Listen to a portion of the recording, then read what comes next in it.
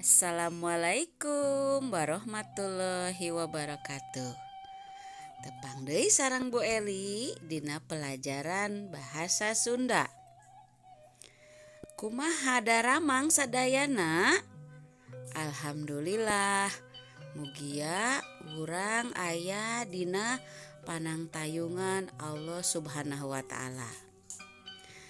Dinten ieu urang ngawitan deui diajar bahasa Sunda. Teu hilap Bu Eli ngimutan mugia hidup sadayana tiasa ngajagi kasehatannya nyalira-nyalira. Teras tong hilap kami badena naon kedah cuci tangan. Teras nebihan anu ngumpul jalmi. Pokona tetap di bumi sadayana sareng mugia hidup tetap jalankeun kebiasaan ngajagi kesehatan. Alhamdulillah dinten ieu urang tiasa patepang deui nya dina bahasa Sunda, pengajaran bahasa Sunda. Pengajaran bahasa Sunda dinten ieu nyaeta ngeunaan kagiatan atanapi pancen sapopoe. Dina pengajaran dinten ieu nu tadi tas disebatkeun nyaeta ngeunaan pancen sapopoe. Naon sih pancen sapopoe teh? Hilap Bu Eli teh. Hidup teu acan ngadoanya sateu acan diajar urang ngadoa heula. Mugia pangajaran dinten ieu dilancarkeun ku Allah Subhanahu wa taala sareng aya manfaatna keur urang sadayana. Nah, dinten ieu teh tadi tos diterangkeun kagiatanana ngeunaan pancen sapopoe. Tinggal pengajaran 3 halaman 30. Halaman 30 nyaeta ngeunaan aya di dieu ngaregepkeun. Pami ngaregepkeun teh nyaeta ngadanggukeun anu engke bacaan nu bakal ku Bu Eli bade dibacakeun. Dinten ieu aya di dieu dina buku ngaregepkeun. Prak regepkeun carita ieu di handap anu dibaca ku ibu bapa guru. Judulna Budak Bager. Unggal isuk danu hudang subuh-subuh. Sabada ngarapihkeun spray jeung dilepan simbutna danu langsung mandi. Meresihan sakujur awak sapuratina make pakakas nu geus maranti. Sangkan awak bersih tur seger. Sabada mibanda danu make baju saragam sakola. Sabada mandi danu make baju saragam sakola. Rengse ngurus awak jeung pakaian danu nyamperkeun indungna nu keur nyadiakeun dahareun di dapur. Sameme indit danu sok kaasa sarap heula sangkan di sakola teu perlu jajan. Rengse sasarap danu amitan ka indung jeung bapana. Tuluy indit jeung adi nu geus biasa unggal poe nyamper danu ka imahna. Arindit ka sakola danu jeung adi mah laleumpang sabab sakolana teu pati jauh. Di kelas 2 danu kapilih jadi KM. Saban poe danu ngalaksanakeun tugasna, mimpin baris, ngucapkeun salam jeung maca doa. Sanajan jadi KM, danu mah salawasna ngalaksanakeun kewajiban piket kelas. Danu ngarti pisan yen piket kelas teh mangrupa kewajiban unggal siswa. Indung bapa danu poharanya anak ka danu. Kitu deui guru-guru jeung babaturanana. Tos rengsek ku Bu Eli dibacakeun. Di dieu aya nu kedah ku urang diperhatikeun. Tadi temana nyaeta kagiatan sapopoe. Anu tadi disebatkeun dina bacaan budak bager halaman 30 dugi ka 3 hiji. Naon wae tah kagiatan sapopoe nu sok dijalankeun ku Danu. Contona hiji nyaeta ngeunaan ngarapihkeun spray jeung nilepan simbut. 2.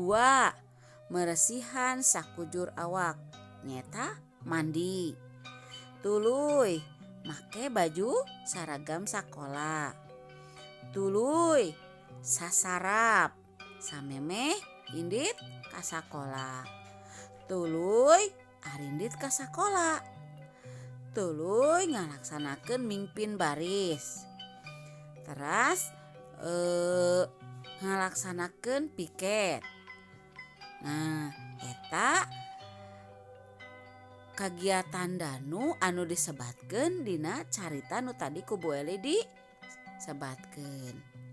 Tah, urang ayeuna tos disebatkeun tadi kagiatan anu sok dijalankeun ku Danu teh nyaeta ngeunaan pancen sapopoe. Di dieu aya nomor 2. Prak jawabannya dihandap. Ku hideup engke dieusian jawabanna tulis dina buku tulis jawabannya hungkul. Nah, di dieu kelas sabaraha Danu teh? Engke tinggal dina bacaan. Kelas sabaraha Danu teh di dieu kan disebatkeun. Terus wayah kumaha Danu hudang sare? Nah, di dieu tinggal dina bacaan nu tadi ku Bu Eli dibacakeun. Urang buka deui nyaeta nomor 3. Prak contreng gambar dihandap nuluyu jeung pancen Danu. Tah, urang ayeuna nyontreng anu tadi dilakukeun ku Danu. Naon wae nya tadi teh? Aya sasarap, aya ngarapihkeun spray, aya mandi, aya pamitan, aya indit ka sakola, aya piket kelas. Tah, anu kedah ku hideup di contreng naon wae anu dilakukeun ku Danu. Tinggal dina bacaanana. Saatos hideup ningal bacaan tadi ngeunaan Danu, ayeuna urang teraskeun pembahasanna kana bab maca. Prak baca sing bedas saurang-saurang. Ayeuna kumargi hideup aya di bumi. Nah, baca we ku hideup bacaan anu judulna kagiatan poe Minggu. Tinggal di dieu nyaeta bacaanana.